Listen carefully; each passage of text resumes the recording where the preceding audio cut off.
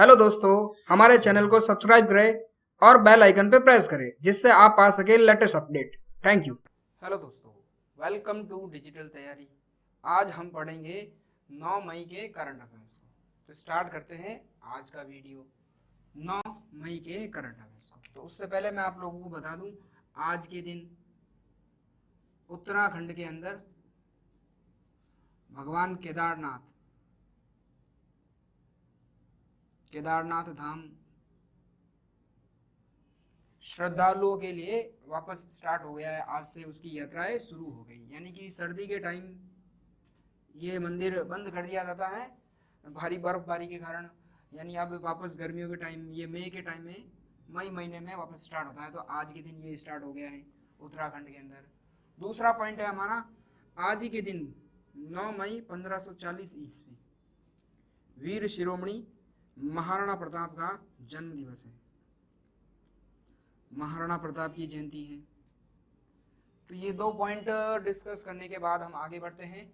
हमारा पहला current affairs का पहला पॉइंट है रविंद्रनाथ टैगोर।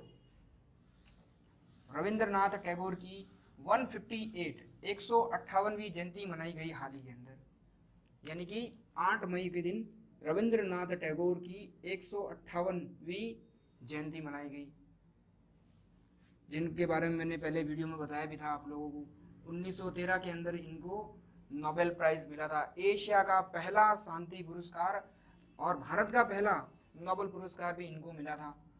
इसके बाद मैंने आप लोगों को ये भी बताया था वीडियो के अंदर, एक रविंद्रनाथ टैगोर लिटरेचर पुरस्कार यानी साहित्य का पुरस्कार अभी दिया गया हाल ही में राणा दास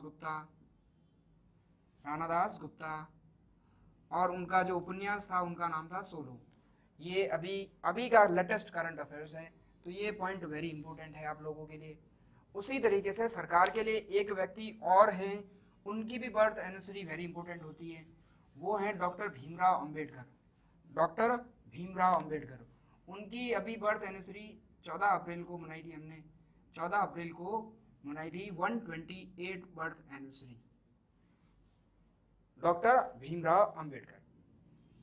अब देखिए, डॉक्टर भीमराव अंबेडकर का जो जन्म दिवस होता है, इसको हम नेशनल सोशल जस्टिस डे, राष्ट्रीय सामाजिक न्याय और अधिकारिता दिवस के तौर पे मनाते हैं, नेशनल सोशल जस्टिस डे। तो ये था हमारा पहला पॉइंट। आगे बढ़ते हैं, अगला पॉइंट है संयुक्त राष्ट्र से रिलेटेड। संयुक्त राष्ट्र यूनाइटेड नेशन ने 115 एम्प्लॉइज कर्मचारियों का सम्मान किया। 115 कर्मचारियों ने जिन्होंने अपना बलिदान पूरी दुनिया के लिए दिया, उन लोगों को सम्मान दिया गया 115, जिसके अंदर भारत के 2 लोग शामिल हैं। अब आपके लिए क्वेश्चन बनेगा कि भाई टोटल कितने लोगों को सम्मानित किया, तो 115। और भारत के वो लोग कौन कौन से हैं, तो उनके नाम मैं बता देता हूँ आपको। एक है IPS अधिकारी और दूसरे हैं, उन दोनों के नाम लिख लो आप अपनी कॉपी के अंदर।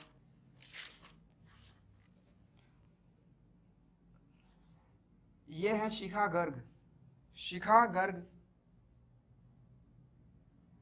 और ये हैं जितेंद्र कुमार।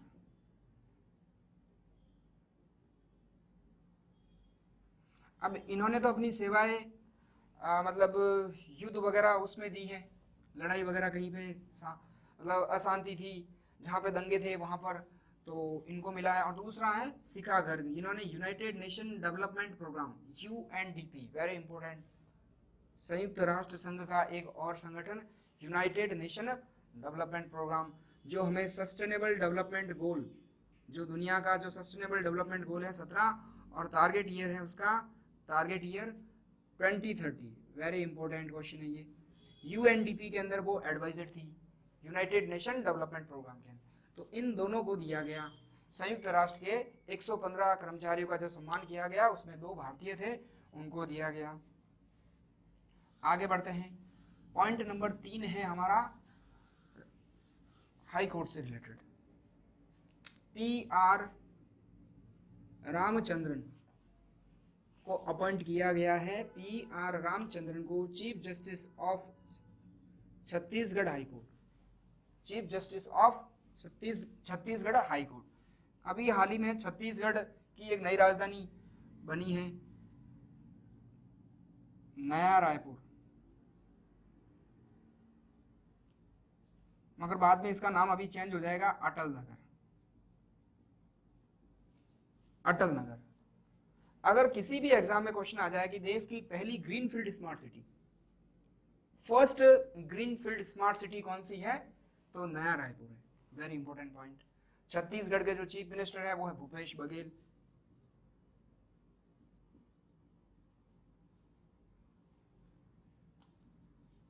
भूपेश बघेल। और छत्तीसगढ़ में जो गवर्नर है वो है आनंदीबेन पटेल, जो एमपी की भी है छत्तीसगढ़ के अंदर। आगे बढ़ते हैं, अगला पॉइंट देखते हैं। अगला पॉइंट है उड़ीसा से रिलेटेड। उड़ीसा के अंदर अभी तूफान आया था, फोनी, जो भी नाम है अलग अलग आप अपने हिसाब से। देखो, उड़ीसा के अंदर उड़ीसा सरकार ने डिमांड किया है 7,000 करोड़ रुपए अंडर PMAY। अब यहाँ पे क्वेश्चन आप लोगों के लिए बनेगा जो वो यहाँ से बनेगा PMAY से, तो प्रधानमंत्री आवास योजना। प्रधानमंत्री आवास योजना, इस योजना के तहत 2022 तक हर व्यक्ति को घर देने का लक्ष्य है सरकार का। और कितने मकान बनाएगी सरकार तब तक? 2 करोड़ मकान बनाएगी। 1 करोड़ शहर के लिए और 1 करोड़ गांव के लिए, ग्रामीण। तो प्रधानमंत्री आवास योजना, वेरी इंपॉर्टेंट।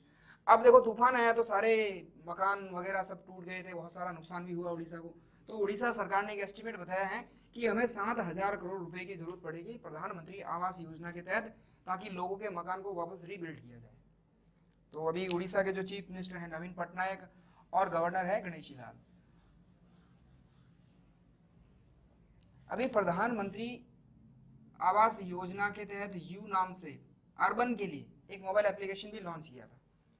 प्रधानमंत्री आवास योजना के लिए जो एक मोबाइल एप्लीकेशन है PMAUY भी लॉन्च हुआ था, उसको भी आप देख लेना।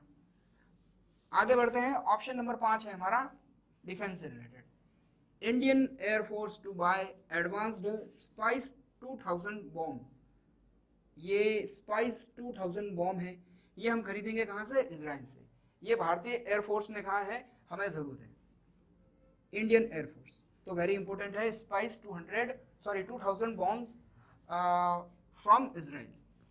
इंडियन एयरफोर्स के हमारे जो चीफ है उनका नाम है BS धनोआ।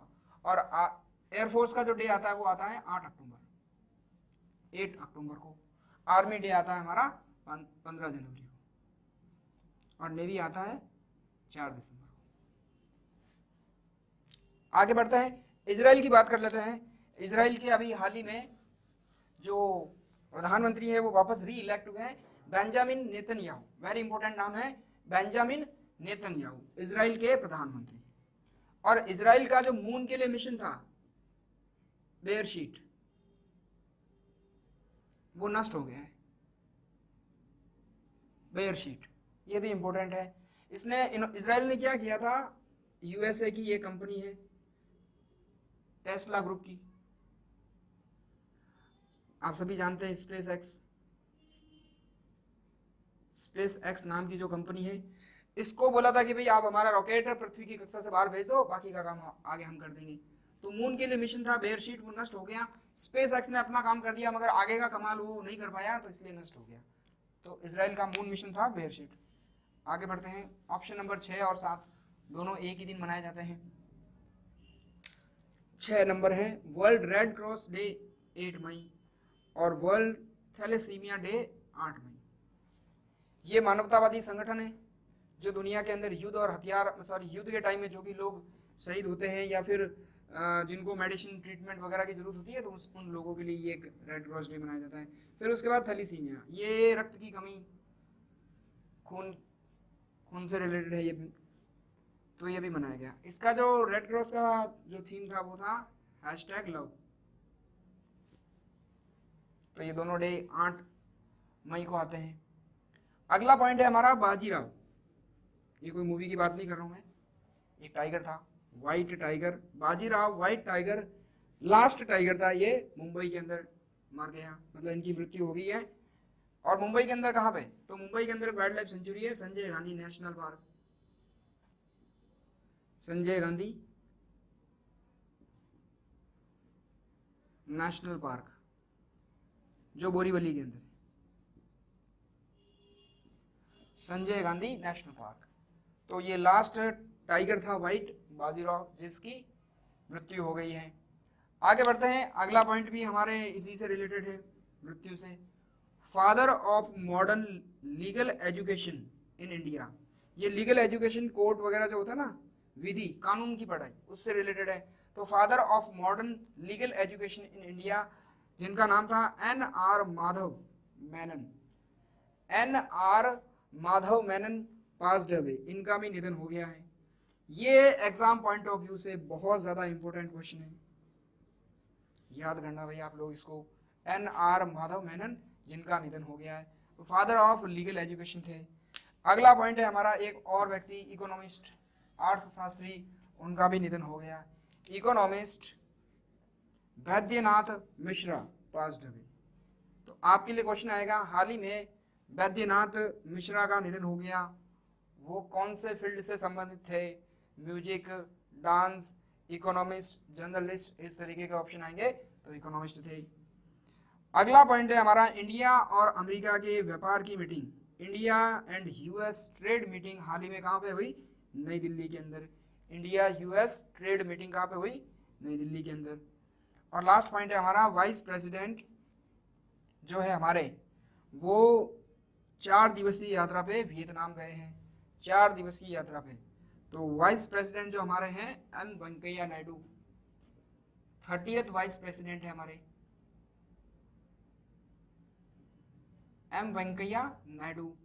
14वें हमारे राष्ट्रपति हैं, 14वें हमारे क्या है? प्रेसिडेंट है। और 15वें क्या है? प्रधानमंत्री। आप लोग इस सीक्वेंस के हिसाब से इसको याद कर सकते हैं। तो अब एक पॉइंट और है, वो भी बता देता हूँ आपको, फाइनेंस कमीशन से है। फाइनेंस कमीशन मैंने आप लोगों को पहले भी बताया था एक वीडियो के अंदर। 15th फाइनेंस कमीशन, 15वें वित्त आयोग के जो मेंबर है या उसके बोर्ड ऑफ डायरेक्टर्स हैं, पहले तो इसके चेयरमैन का नाम बता देता हूँ आपको, NK सिंह। और 15th फाइनेंस कमीशन के मेंबर प्लस RBI के मेंबर मिले हैं अभी रिसेंटली, कहाँ पर? मुंबई के अंदर। इनकी बैठक हुई भी कहाँ पे हुई थी? मुंबई के अंदर। तो ये भी बहुत ज़्यादा इंपॉर्टेंट क्वेश्चन है। NK सिंह के अलावा इसमें मैंने आप लोगों को उस दिन बताया था, हमारे चीफ इकोनॉमिक एडवाइजर कृष्ण मूर्ति सुब्रमण्यम को भी इसमें एडवाइजरी काउंसिल में मेंबर बनाया गया। और इससे पहले एक नाम और बताया था आपको, हमारे former finance secretary AN Jha को भी फाइनेंस कमीशन के अंदर मेंबर बनाया था। तो आज का मेरा क्वेश्चन है आप लोगों के लिए, 2 क्वेश्चन पूछूंगा आप लोगों से। पहला क्वेश्चन मेरा ये है कि हमारे अभी जो लेटेस्ट में फाइनेंस सेक्रेटरी कौन है? वित्त सचिव कहते हैं इसे हिंदी में, हिंदी मीडियम वालों के लिए वित्त सचिव।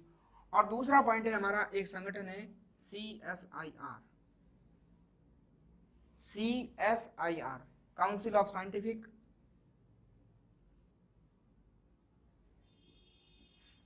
And industrial research.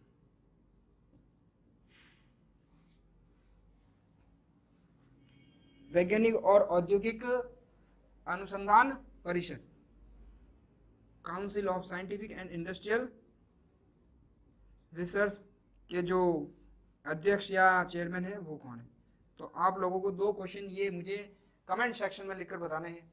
तो दोस्तों ये था वीडियो आज का। मैंने आप लोगों को लास्ट वीडियो में बताया था, मैं आप लोगों के लिए बहुत ही जल्दी बेस्ट मोर देन 300 क्वेश्चन जो लास्ट मंथ था हमारा अप्रैल का, उसका लेके आने वाला हूँ। तो आप लोग इस वीडियो को भी देखें और वो भी आप लोगों के लिए बीच में बहुत जल्दी आ जाएगा। तो इस वीडियो को लाइक ज़रूर करना और शेयर करना अपने दोस्तों के साथ। हमारे चैनल को सब्सक्राइब करना ना भूले। धन्यवाद।